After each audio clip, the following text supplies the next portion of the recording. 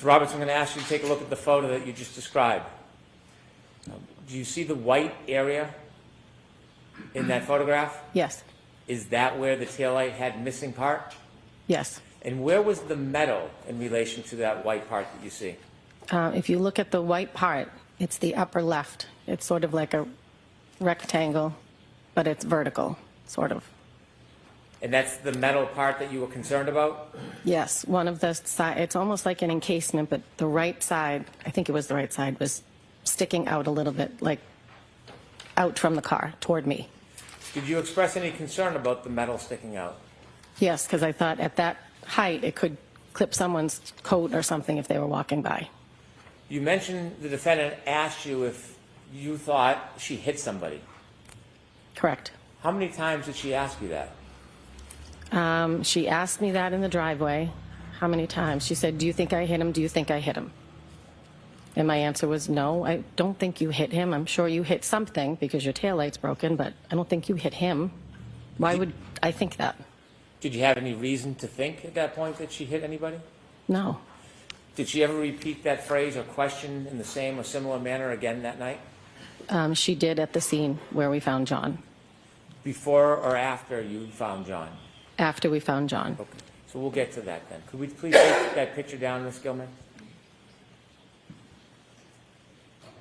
How far of a ride is it from Meadows to Fairview?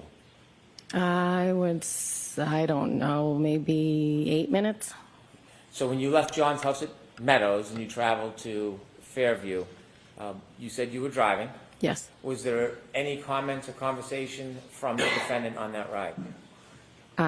There was talk of Bella's mom, who lived near Jen's sister. There was talk, and I said, "Where is Fairview?" And Jen said, "It's off of Chapman," so it was near Spring Lane. And I knew of somebody previously that John had dated on Spring Lane, so I brought it up thinking, could he have gone there if he was walking home? I don't know. I didn't know where he was or why he was missing. Describe the mood in the car. Well, it was scary driving, and Karen was, frantic, and she was yelling. I don't even remember at this point what she was yelling, but she was yelling. She had an elevated voice. She would be in between us while I was driving, and she would sit back in the back seat and be in between us. Did you have any words with Miss Reed? I told her to shut up several times because I was trying to drive and I couldn't concentrate. I told her to sit back and buckle up because it was bad driving. I didn't want to get into an accident and her not have a seatbelt on. How often was the yelling on the way to Fairview? Oh, several times. It was like you couldn't control her, and I was trying to drive in a blizzard. You went down Spring Road before you get to Fairview?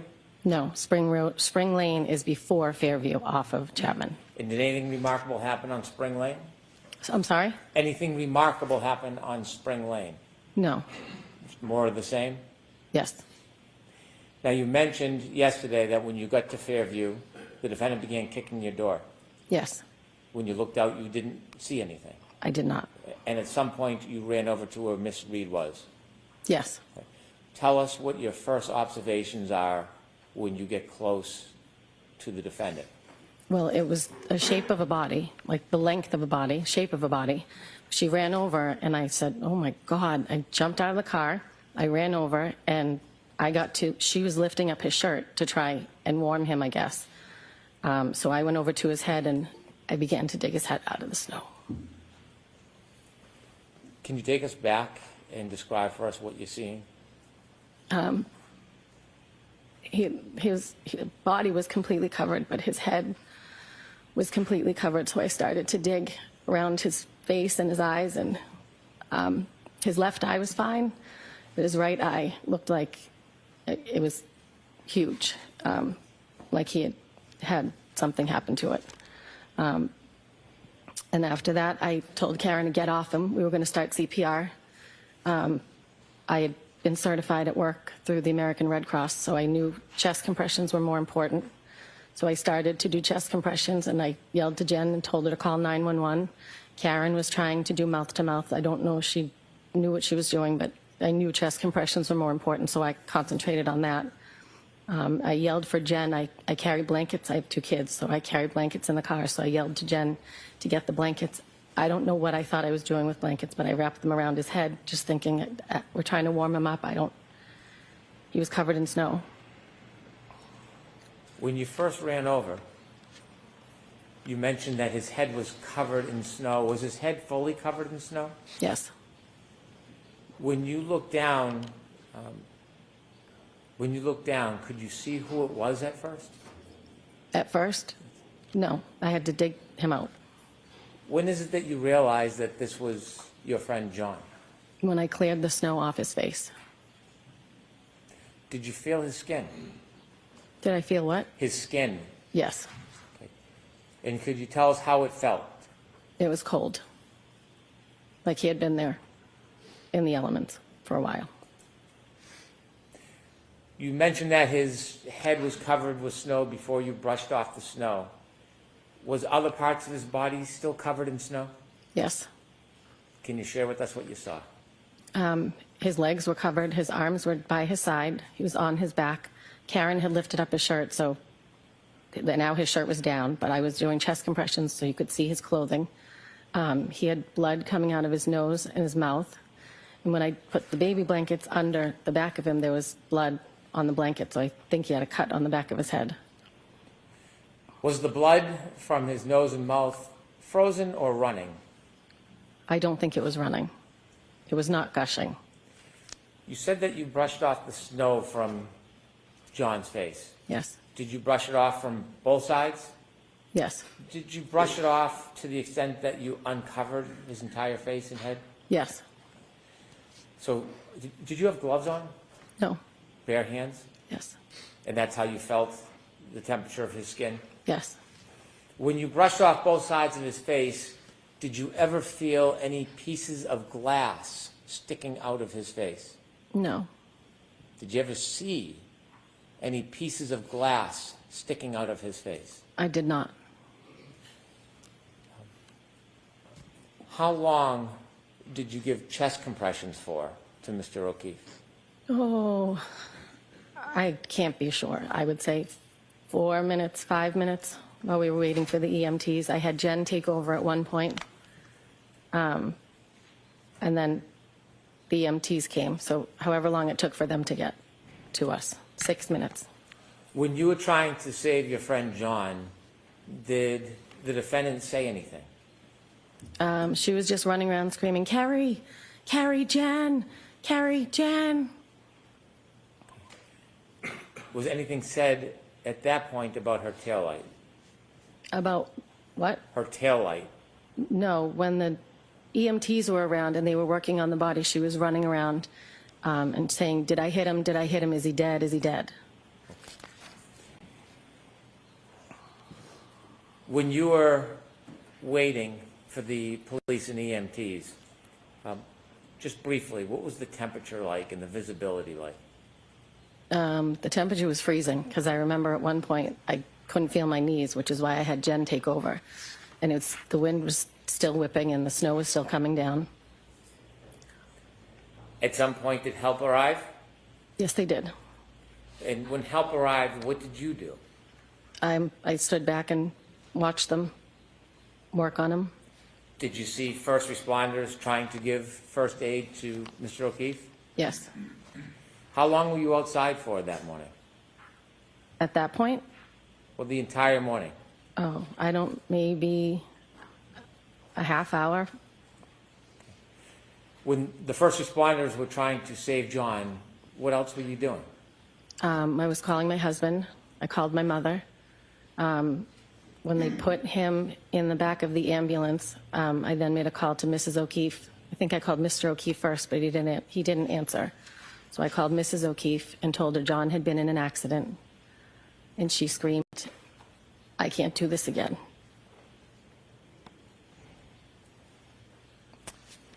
What did you do after that phone call? The police put Jen and Karen in the back of a cruiser. And I was looking in the ambulance to see what was going on with my friend. So I was standing outside of the cruiser. They were inside. I was standing outside just watching. And Karen was saying, is he dead? Is he dead? Is he dead? And I said, no, they're working on him. I can see tubes moving. I can see them moving. Something, he wouldn't, if he was dead, they wouldn't be working on him. She grabbed the front of my shirt and said, are they working on him? And I said, yes, they're working on him. At this point, I think I was in shock. I didn't know what was going on. I didn't think he was dead. I thought they could save him. I knew he was in the EMT, in the ambulance with the EMTs, and I was just hopeful that they were going to be able to do more than I could. You said that at one point, Ms. McCabe and the defendant were in a car, and then you mentioned at some point the defendant grabbed you. Did she grab you when she was in the car or out of the car? She was in the car. I was outside of the car. At some point, did the defendant, Ms. McCabe, get out of the car? Yes. Did you go over to the ambulance before it left? Did I go over to the ambulance? Before it left? No. Okay. Did you watch? Yes. At some point, did you see the defendant get out of the car, the police cruiser? No, I didn't see them get out, but they were out at one point. They were what? They were out of the vehicle, but I didn't watch them get out. I was watching the ambulance. At some point, you saw them out? Yes. And did they watch, or were they near you when you were watching the ambulance? Did what? Were they near you when you were watching the ambulance? I don't know. No. I wasn't concentrating on either one of them. I was concentrating on my friend in the ambulance. When you were trying to save Mr. O'Keefe, did you ever see any signs of life? I did not. And I checked his pulse. No, I did not. After the ambulance took John to the hospital, tell us what you do next. I left. I told Mrs. O'Keefe, I said, I'm going to come get you. She said, well, I'm going to have Braintree Police take me to the hospital, which was in Brockton. And I said, they're not going to take you to Brockton. I will come get you because neither of their cars had four-wheel drive. So I asked if I could leave, and they said, give me your number and we'll follow up with you. And I took Karen with me. We drove down the street. At some point, she was on the phone with Erin O'Keefe, John's sister-in-law, and Karen was saying, I think he's dead, I think he's dead. I grabbed the phone and I said, I don't think he's dead. He's in an ambulance. He's been in an accident. At this point, I didn't know what was going to happen. At some point in the car, as we're driving, she was on the phone with her mother. And I think when we were driving, we got all the way to the elementary school. And Karen said to me, if anything happens to John, I'm going to kill myself. You're going to have to take care of the kids. And I said, nobody's dying. Nobody's killing themselves. Let's not think about that. And then one of the officers called me and said, do you have Karen Reed with you? And I said, yes. And he said, could you please turn around and bring her back? Her parents are saying that she's suicidal, so we're going to take her to the hospital and section her. I said, okay. I didn't get far, so I turned around, went back. At some point, she was on the phone with her mother, and I got on the phone with her mother and said, I'm going to be heading to the hospital. Let me give you my phone number. It's the same hospital John's at. I'm assuming they're going to the same. That's where Canton takes everybody. And her mother said, please make sure that they don't let her have her bag. There are things in her bag, medicine I don't want her to have. So I said, okay, I will. So we got back to the house, and she got in the ambulance, and one of the EMTs asked me for her phone, so I handed that over, and I said, the mother wants to make sure that she does not have her purse because there's medication in there that they don't want her to have. Did you see the defendant leave with medical personnel? Yes, I did. Before we move forward, I want to step back for just a moment. Did you see when the medical personnel, the first responders, lifted John from the ground and then put him on a bed? Yes. Shortly after they moved John from the ground and brought him to the bed to bring him to the ambulance, did you go back to where John lay when you first saw him? Yes, I did. Why did you go back to the spot where John was lying when you first saw him? When they lifted him up, there was grass underneath him, and I could see his phone. So I went over and picked up the phone and the two baby blankets that were left on the ground. So let me ask you, when you went back to where John was lying on the ground, you said you saw grass. There was not snow under him? No, there was not. Was there many inches of snow around that area? Yes.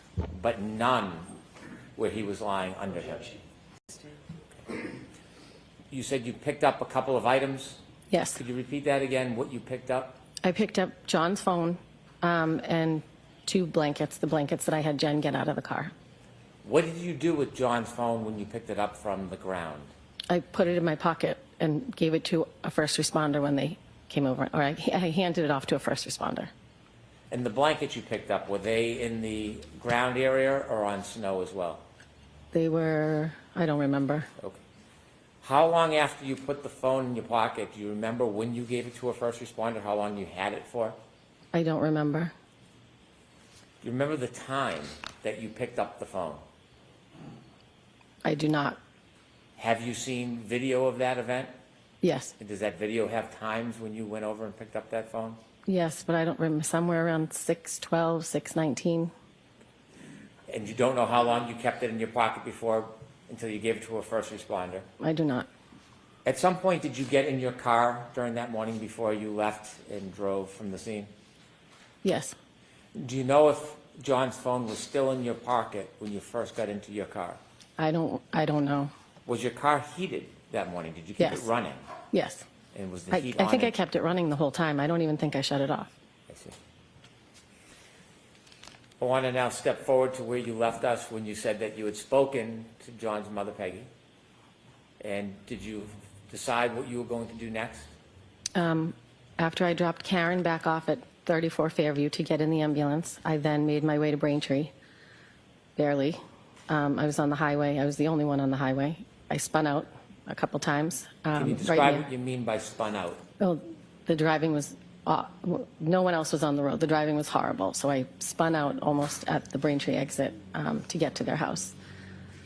And then I got to the O'Keefe's house and I said, we are not taking the highway back to Brockton. We're going back roads, which is a much longer way, but there was no way I was putting us in the car and that treacherous. When you went to the O'Keefe's house, you mean Peggy O'Keefe and John O'Keefe Sr.'s house? Yes, John's parents. That's different than Meadows Road. Correct. When you got to the home, did you go in? Yes, for a second. They were ready and waiting for me. They wanted to get to the hospital. When you say they, can you tell us who was waiting for you? John's parents, Mr. and Mrs. O'Keefe, were waiting. What happens next? Mr. O'Keefe said something about a Dr. Rice and that they were trying to warm John up. We got into the car. Mr. O'Keefe got in my passenger seat. Mrs. O'Keefe got in the back seat. Mrs. O'Keefe's niece worked at Good Samaritan, so we were trying to get in touch with her to see if we were going to be allowed in because there was still COVID restrictions. John's brother was already on his way there. And Mr. O'Keefe at some point said, he's gone, Peg. And he slammed his hands on the dashboard. But they didn't actually know if he was gone yet. At one point, Karen called me from the ambulance. And on the phone, Mrs. O'Keefe said, Karen, what happened? And she said, I left him at a party. And Mrs. O'Keefe said, and you just left him? And Mr. O'Keefe said, all right, that's enough. She's been through enough. Then we hung up with her. I said, we're on our way to the hospital. Let me ask you a question. When the defendant said that she left him, did she say whether she left him outside or inside? No, Was the question, follow-up question, never asked? no. Okay. Was there any other conversation with the defendant at that point? Not in the car, but when I got to the hospital, she called me multiple times from the hospital room. We'll get to that. Okay. How long did it take for you and the O'Keefes to get to the hospital? I would say maybe 45 minutes to an hour. Share with us the mood in that car. I think I was in shock, and I think they were in shock. There wasn't, other than talking to Mrs. O'Keefe's niece, trying to find out if we could go in for COVID reasons, there wasn't much talk. When you finally get to the hospital, take us through your first steps. What happens? We finally get to the hospital. We walked in. Paul, John's brother, was there. We went over to him, and then Susanna, Mrs. O'Keefe's niece, came out from her office and offered to take me to the bathroom to wash up because I had blood all over my hands. So I went into the bathroom and I asked her afterwards if she could take me to the chapel so I could say a prayer. So she did. She took me to the chapel, and then when I came out, she took me into her office and explained to me that a Dr. Rice was going to come talk to the family and take them into an office and talk to the family, and then the family would be able to go see John. Did you get a chance to see John? I did. Would you be willing to tell us a little bit about what you saw? Objection. I waited in the waiting area. I spoke to my mom. Phone calls were coming in because people had heard what happened. And Mrs. O'Keefe, the family went in to see Dr. Rice. I watched them go in. I watched them walk down a hallway. And then when they came back out, Mrs. O'Keefe told me he was gone. Objection. Strike that statement, folks. It's no fine word. Without telling us what anybody said to you, please just share with us what you saw. I went into the hospital room, and John was in a neck brace. At this point, there was a trail of blood going toward the gurney or the bed that he was on. This time, both eyes were filled with blood. They looked like raccoons. That's the only way to describe it.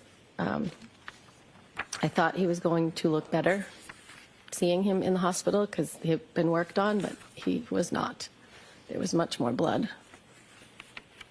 Were there any other ways that John looked different in the hospital than when you first brushed the snow off his face in the front of Fairview? When I brushed the snow off his face, his left eye was fine. It had an ice cube on it that I pulled off, but the right eye was out to here, like a golf ball. When I got to the hospital, both eyes were swollen with, it looked like blood. They looked purple. Your Honor, may I approach? Yes. May I quickly approach sidebar? Okay.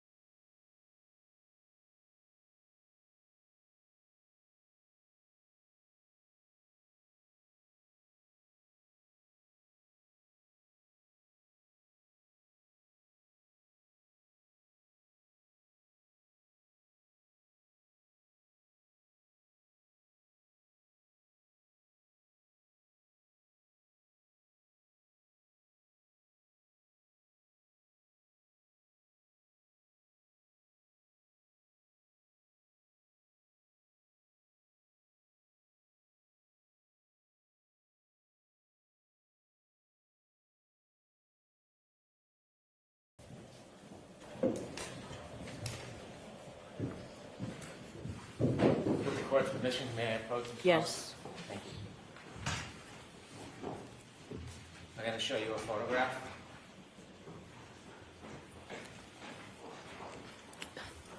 Yeah. You recognize it? Yes, I do. Is that how John looked? Yes, he did. I'd ask that the camera not on that, please. I'd like to mark this as an exhibit. I will not publish it.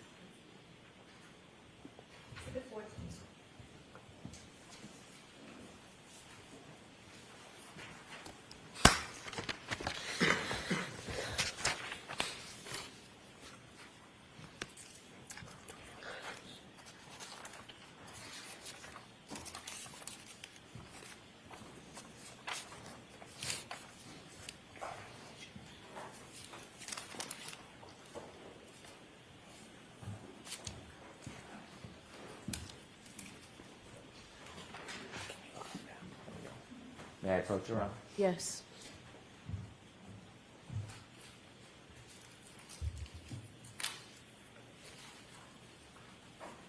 Thank you.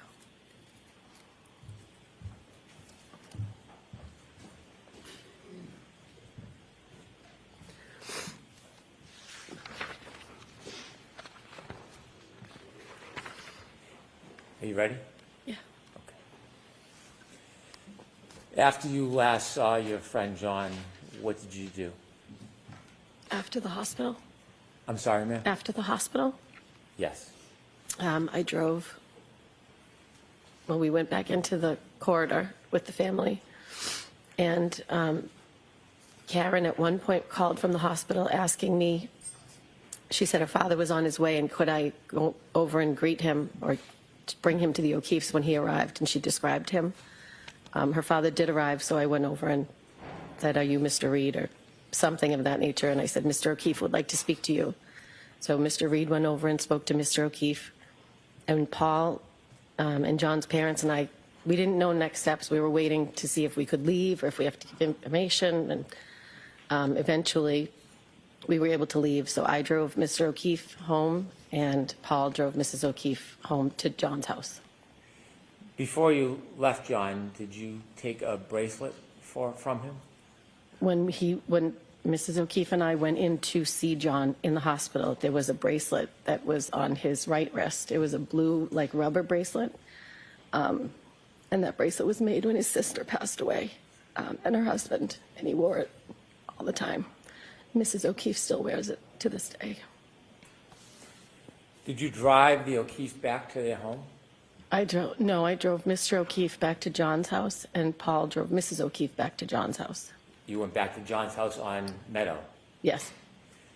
When you arrived at Meadow with Mrs. O'Keefe, did you go in? I arrived with Mr. O'Keefe, and no, I did not go in. What did you do next? I went home.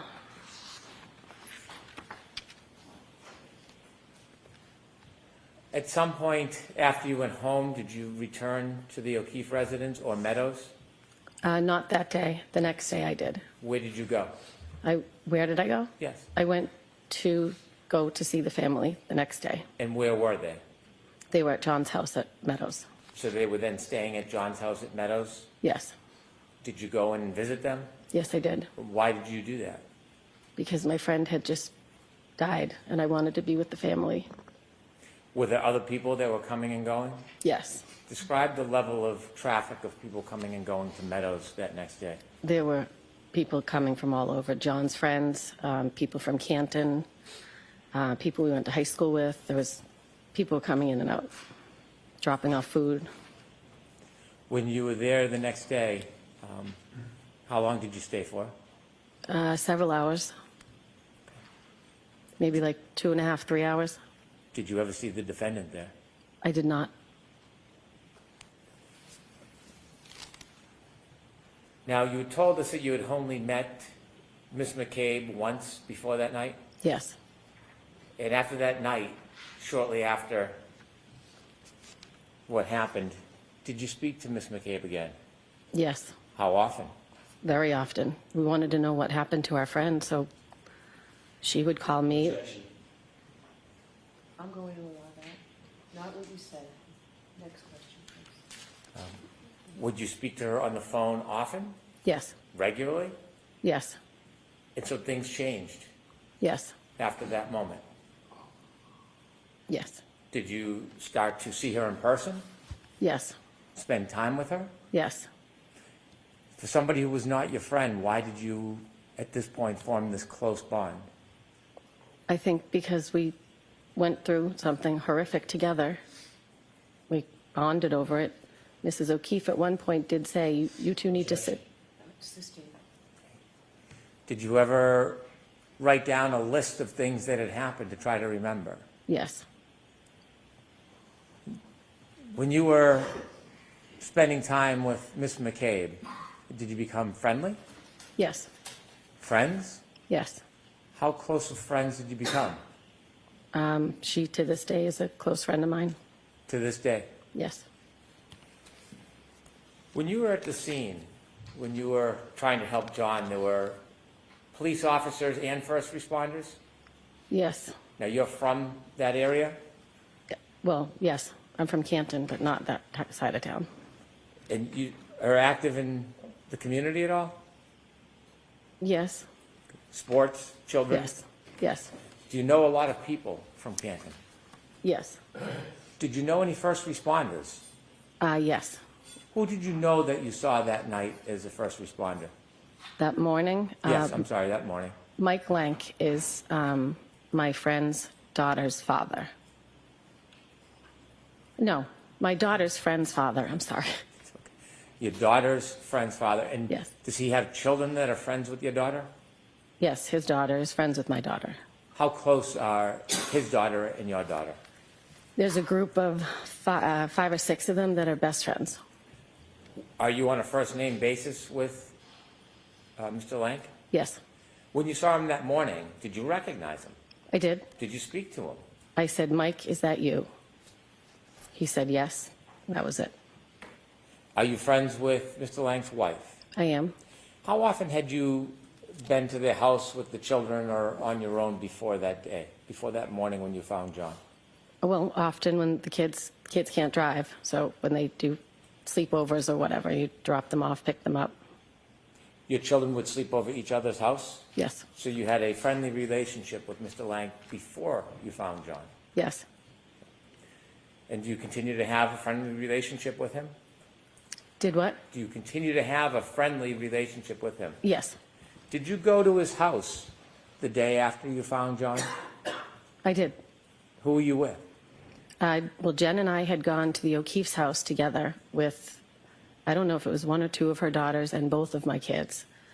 And then when we were leaving, my daughter said, can you drop me off at Mike Lank's daughter's house? So I dropped her off. And did you do that? You dropped her off? Yes, I did. When you dropped her off at the Lank house, did you speak to anybody? His wife came out and got into the back seat just to find out how I was and how the O'Keefes were and How were you? how were they? How were you? Oh, I was not well. And did you have a long conversation with Mr. Lank's wife? Yes, Was Miss McCabe with you? yes, After you left the Lank house, you left your daughter at the house? yes, You remained in the car? yes. At some point, did you speak to Mr. Lank's wife again? Yes, Are you friendly with her? yes. Did you ever try to get information, inside information about this case? No, After this case began, did you ever come to court? did I ever come to where? To court. Yes, And what was the reason you came to court? to support the O'Keefe family. At some point, did you stop coming to court? And I don't did. Answer just yes or no. Yes, Okay. Were you aware or watching about any type of news or publication on this? yes, As you were watching and learning information, did you begin to contact people at the district attorney's office? yes, I did. Did that include victim witness advocates? Yes, Did it include law enforcement assigned to the case? Objection. The form of the question, I'm sustaining the objection. Who did you contact? specific names? Yes. Steve Nelson, my victim advocate, Yuri Buchanan, who was a state trooper, and at one point I contacted Michael Morrissey's office.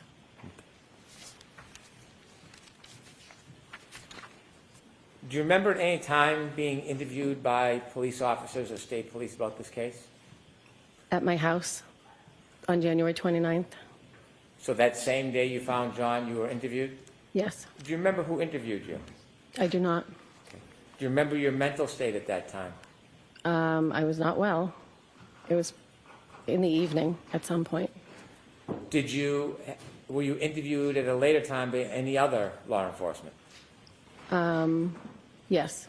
Okay, and where were you at that next interview? I think I was at Jen's house. We were making a timeline together when 2 law enforcement showed up to question her. But I happened to be there, so they took us in separate rooms and questioned both of us. Were you sober at that point? Yes. And what was your mental state then? Still, we hadn't even had a funeral. So I was still, I couldn't believe what was happening. And after John's passing, did you still continue to help out with the children? Yes.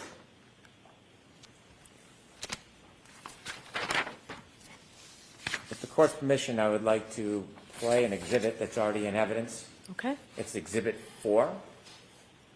Right. Before you start it, ma'am, I'm going to show you a video from the scene that night, okay?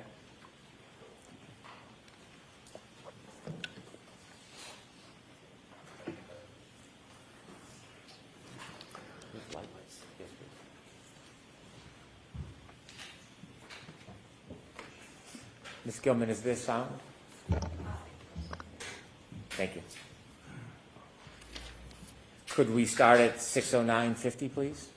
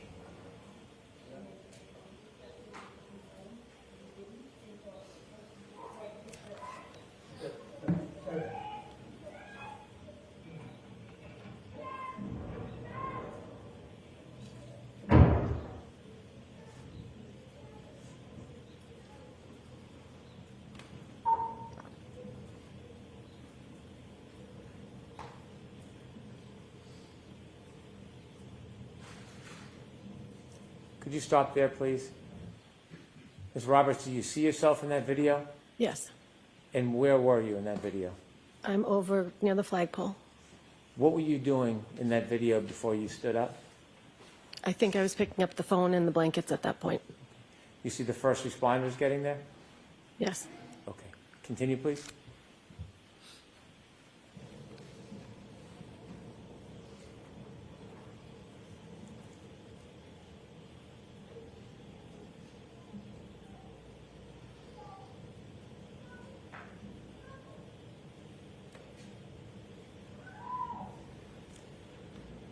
Is that you with the fur on the hood? Yes.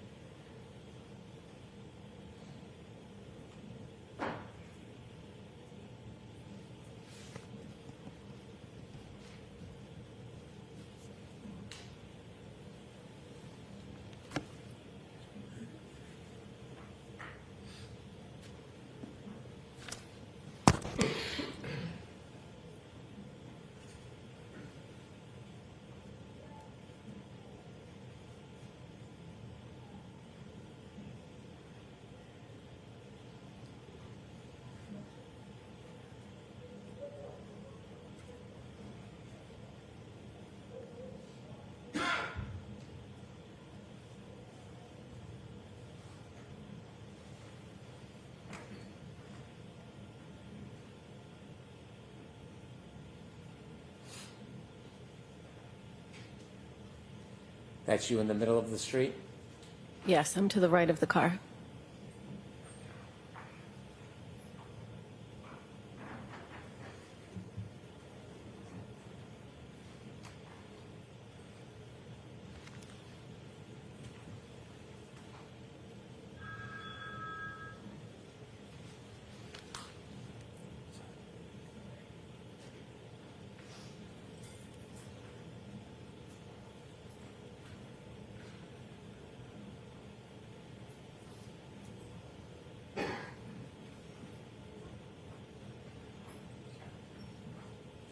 Could you stop for one moment, please? Ma'am, you see the other two people in the middle of the screen right now? Do you know who they are? That's Karen and Jen McCabe. Do you see the proximity or the closeness between them? Yes. You are not close to Jen McCabe in this video. No. Is there a reason why? I didn't really know her, and Karen was running around like you saw. I didn't want to be near her. I just found my friend. Okay. Could you continue, please, to 6:15? You can let it run, please.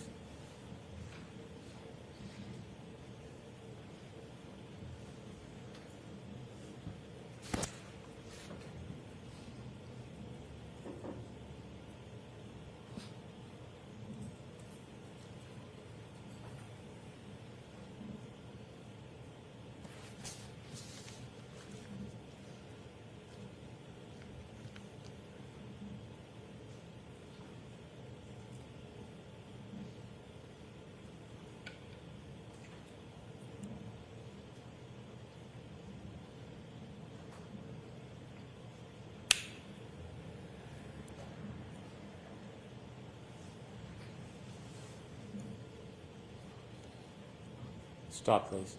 Thank you. Ms. Roberts, is this when the first responders were moving John from where he was laying? Yes. Please continue.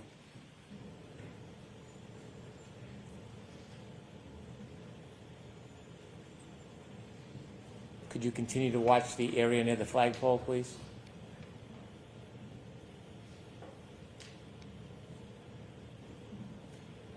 Oh.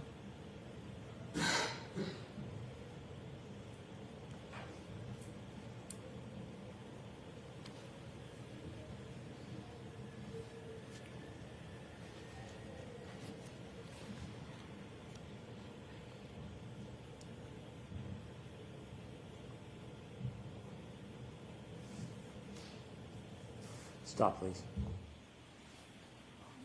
That last 15 or 20 seconds of video, did you pay attention to that, Ms. Roberts? Yes, that was the moment that I picked up the phone and blankets. Not before. I don't know what I was doing before when you asked me. And that location where you picked up the phone and blankets, was that where John was lying? Yes, it was. And is that where you saw the ground that did not have snow? Yes, it was. At that point, had you put the cell phone in your pocket? Yes. If there's no objection with the court's permission, I'd like to watch a little more of the film, but if we can double speed it, so we get an opportunity to view it. I want to get to another moment in it. Okay, any objection? No objection. Thank you.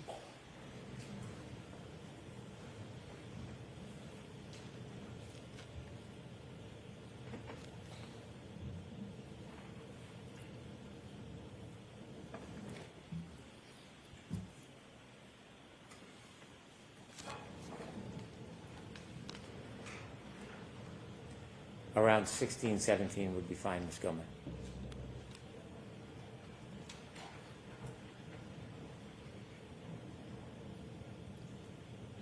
Stop, please. The person in the blue jacket, do you know who that is on the right side of the screen? That's Jen McCabe. And do you, well, you can't see you now. Do you know where you are at this point? I don't know where I am. Continue, please.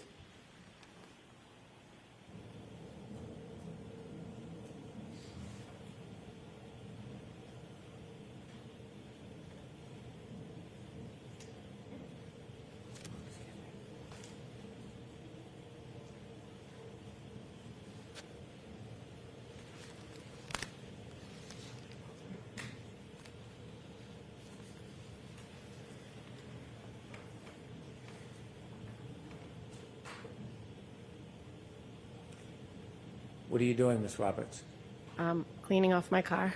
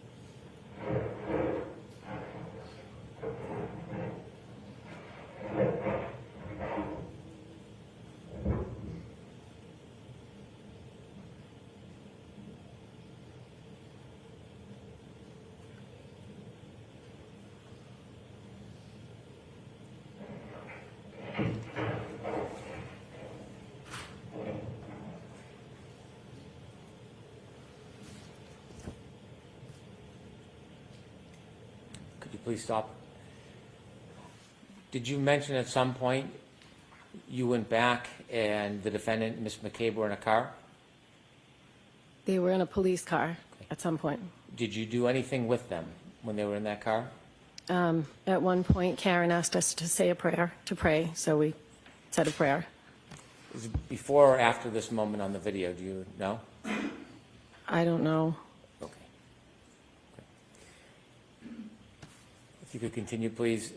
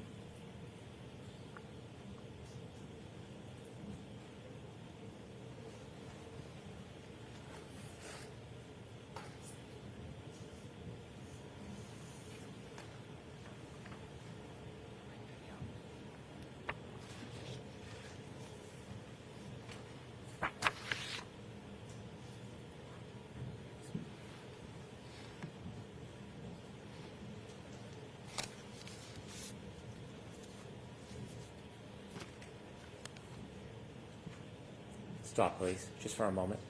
Do you know where you are at this point, Ms. Roberts? No. Okay. If you can continue, please.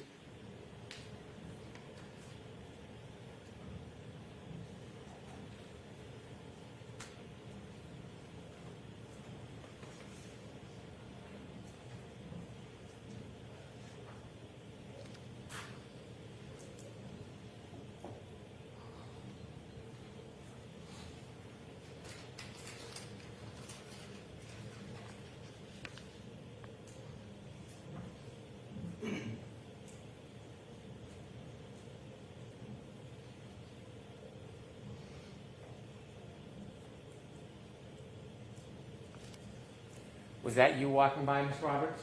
Yes, it was. Note the time is 6:21:22.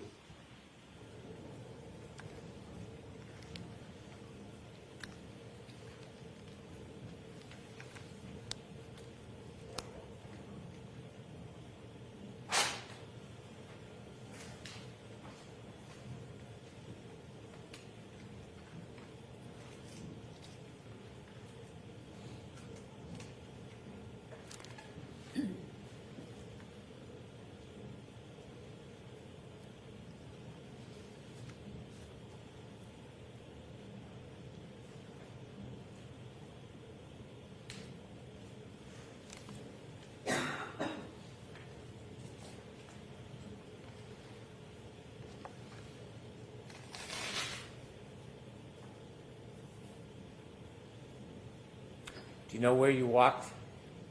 No, I Are do you not. behind this car, this dash cam view? Say that again? Are you behind the view of the dash cam? I think it looks like I went over to the right of the vehicle.